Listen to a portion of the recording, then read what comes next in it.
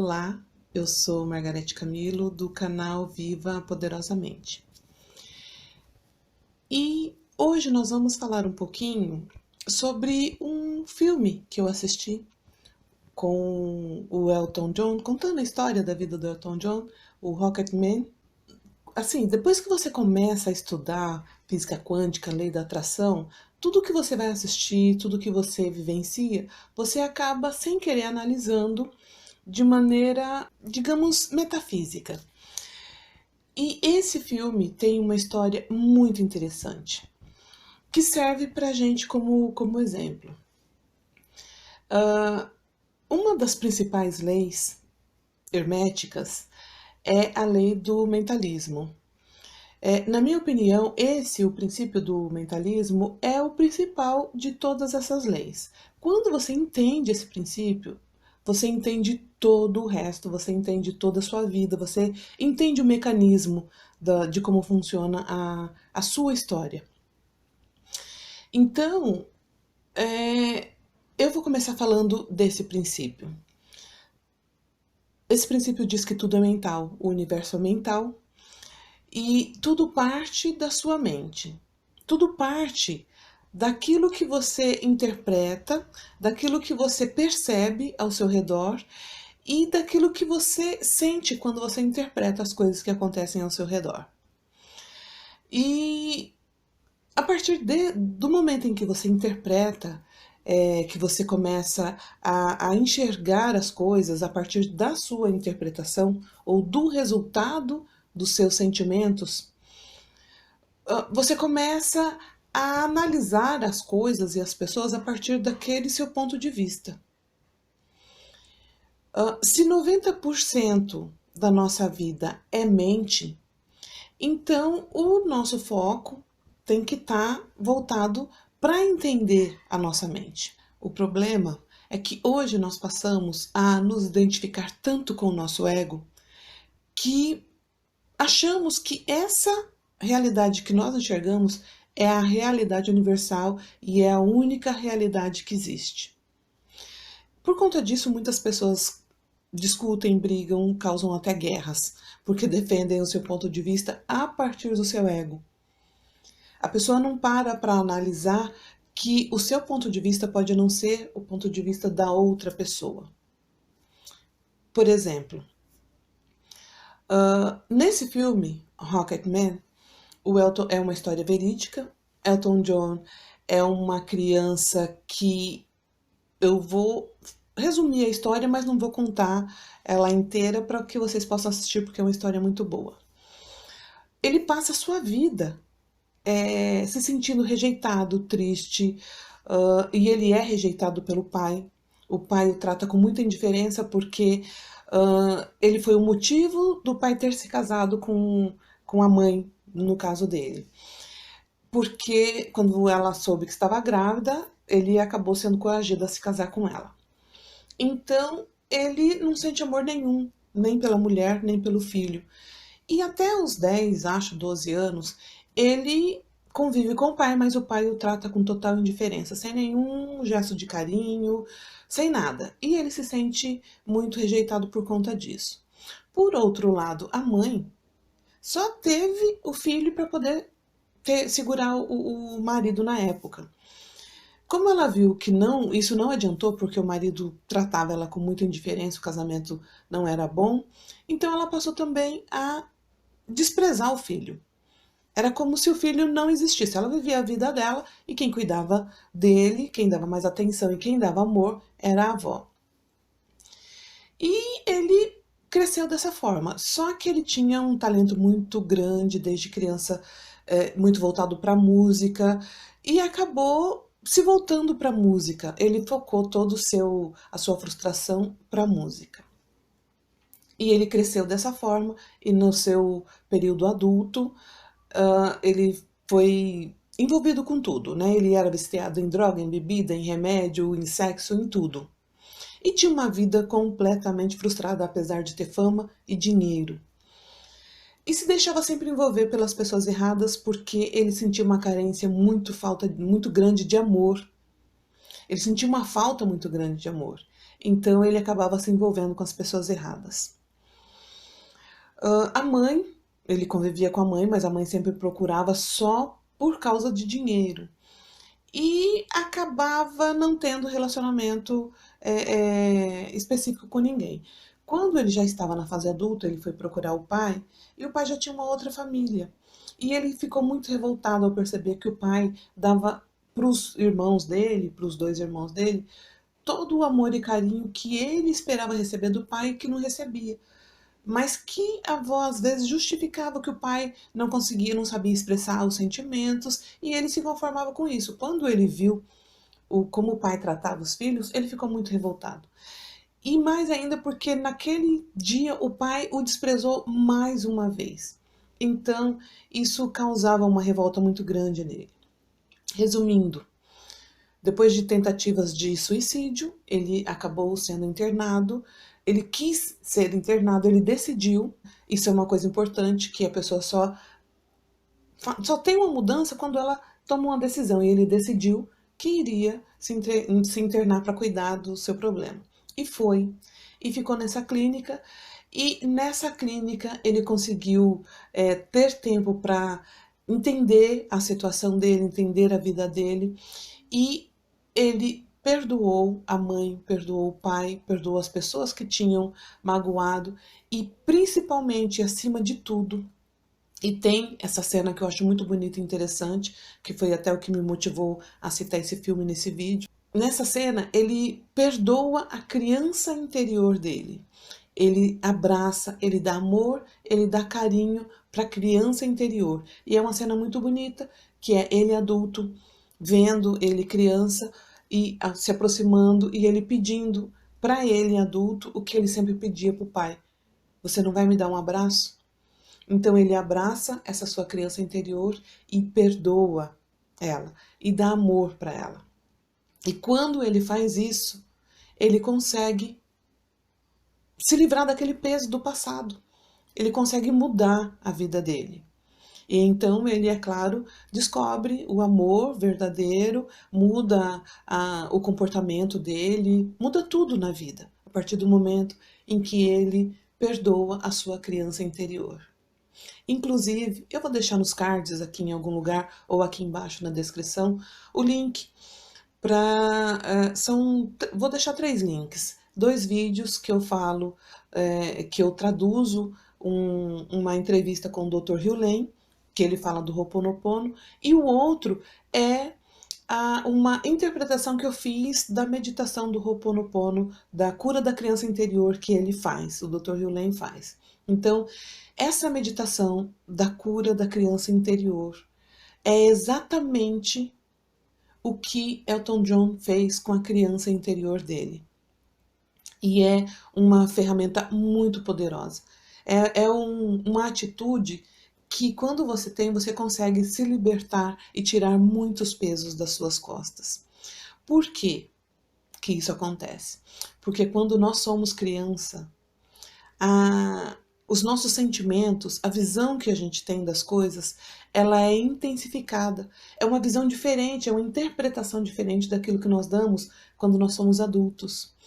Então, quando a gente é criança, a gente acaba guardando muitos sentimentos pesados e mágoas pesadas, porque a nossa interpretação diante aos fatos que nos acontecem nem sempre são aquela interpretação que seria a melhor. Nós colocamos muita emoção nos acontecimentos, então acaba sendo um peso na nossa fase adulta. E tudo isso parte da nossa mente. Porque a nossa vida é o resumo dos nossos sentimentos mais intensos com relação às coisas. A gente vê as situações, interpreta as situações que nós vivemos e acabamos emitindo os nossos sentimentos mais fortes, mais intensos.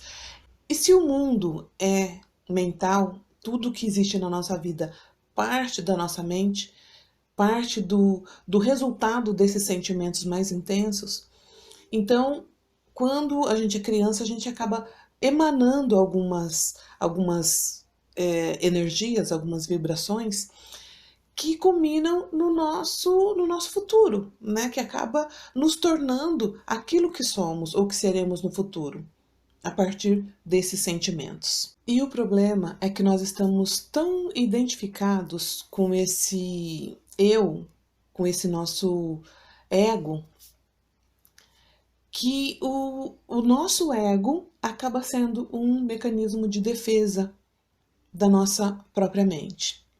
E como assim? Né? Vocês devem estar perguntando como que isso acontece. Por exemplo, você está tão identificado com o seu eu, esse eu, que você esquece que você tem um outro eu, o eu sutil, o eu espiritual. Nada nesse mundo é só matéria. As pessoas pensam que são, mas nada nesse mundo é só matéria. A física diz isso, a religião diz isso, outras filosofias dizem isso. Não existe só matéria nesse mundo. A matéria é apenas uma pequena parte daquilo que nós somos.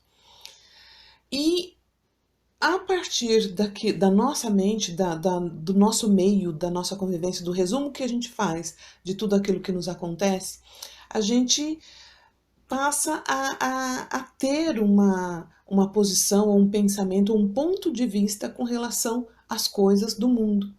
Só que nós estamos muito identificados com o nosso ego e passamos a acreditar que esse ponto de vista é universal, que tanto eu quanto os outros pensamos e sentimos igual. E isso não acontece. Por exemplo, a interpretação que eu dou sobre algum acontecimento na minha vida e que vai resultar no meu eu do futuro, no que eu serei amanhã, não é a mesma interpretação que um irmão meu tem, ou que um vizinho meu tem, ou que um amigo meu tem. Cada um vai interpretar a sua vida de acordo com o meio em que você veio, do meio em que você veio e do meio em que você vive. Nem sempre aqueles padrões que nós temos de certo e errado são padrões nossos. Na maioria das vezes, são padrões adquiridos. E quando a gente adquire, cada pessoa tem um nível de certo e errado, do que acha certo e errado. Então, o que acontece? Eu olho uma situação que alguém viveu ou está vivendo e eu quero que a pessoa entenda e enxergue a mesma situação como eu enxergo. E isso nunca vai acontecer. E quando isso acontece, quando eu fico querendo imputar o meu ponto de vista para outra pessoa que não tem o mesmo ponto de vista e é natural e é normal, eu acabo tendo divergências, brigas, guerras e muitas coisas que acontecem no mundo por conta desse ponto de vista. Por exemplo, você vai em uma tribo indígena, e isso já aconteceu no passado da nossa história. Você vai em uma tribo indígena, eles estão acostumados a andarem nus ou seminus. Para eles isso é normal, é natural. Só que aí vai eu lá, sabe? Eu toda moralista vou lá visitar a tribo e todos estão nus e eu já acho que aquilo é errado e que aquilo é pecado.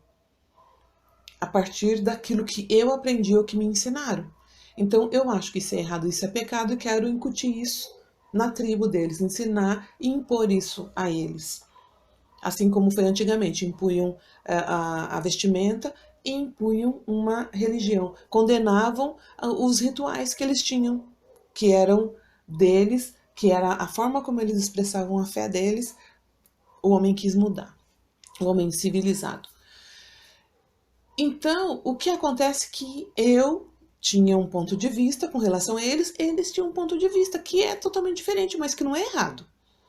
Cada um tem e acredita naquilo que é o certo, que é o melhor para si.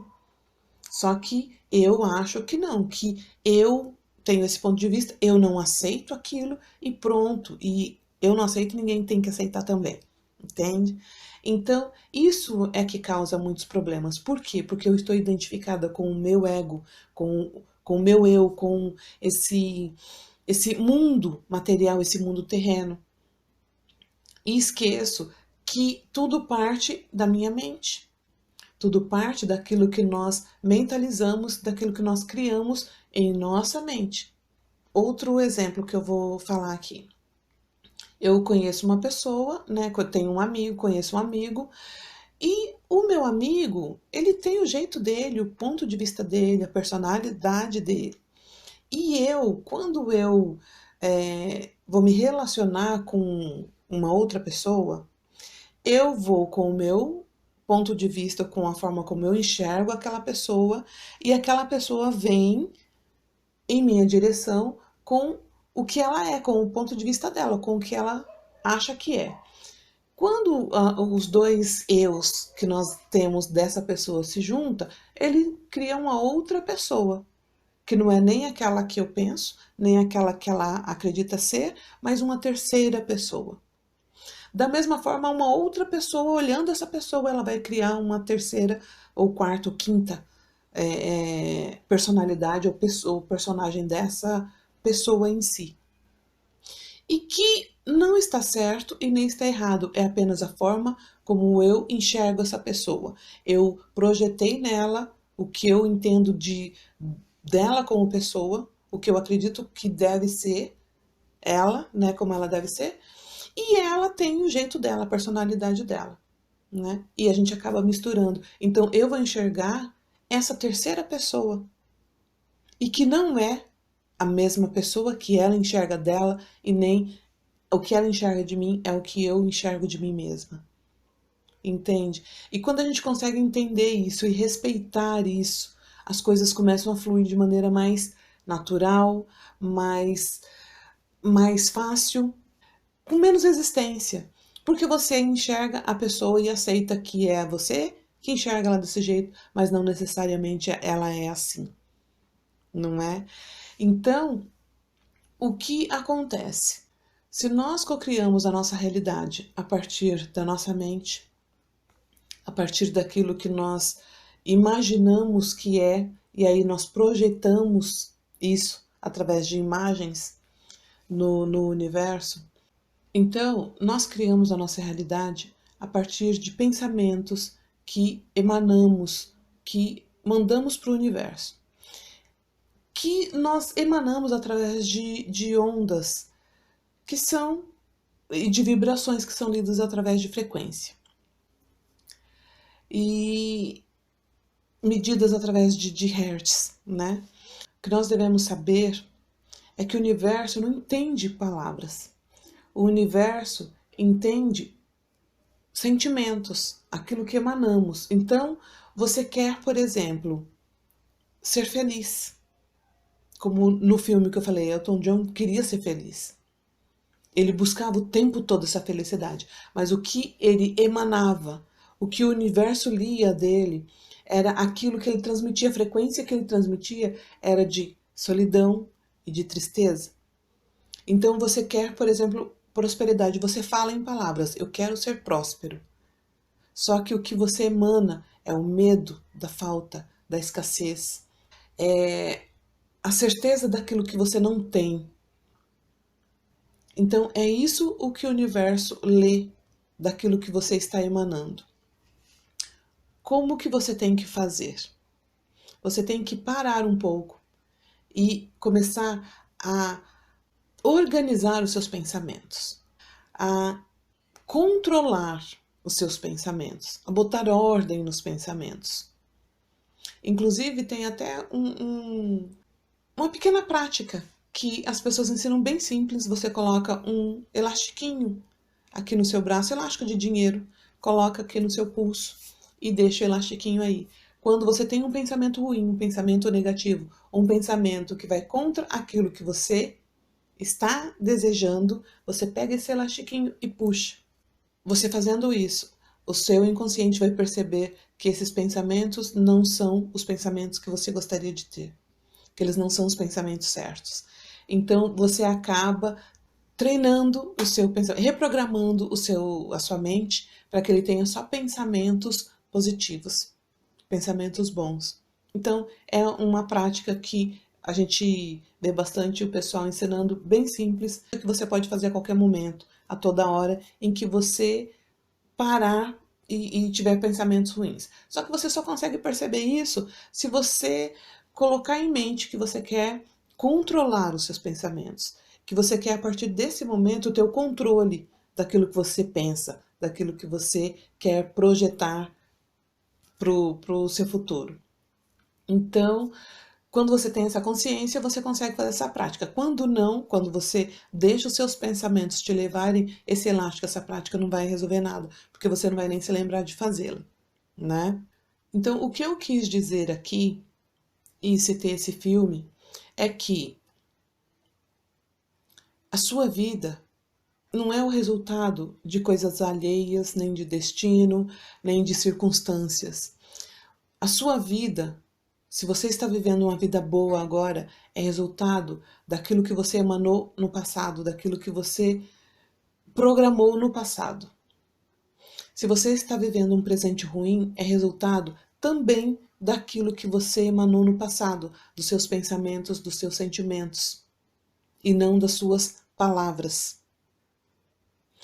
Palavras e atitudes são importantes, mas aquilo que você emana de sentimento é que faz com que o universo entenda a sua linguagem. Então, eu deixei aqui nesse vídeo hoje duas técnicas. Uma que é essa simples de reprogramação mental do elastiquinho no pulso.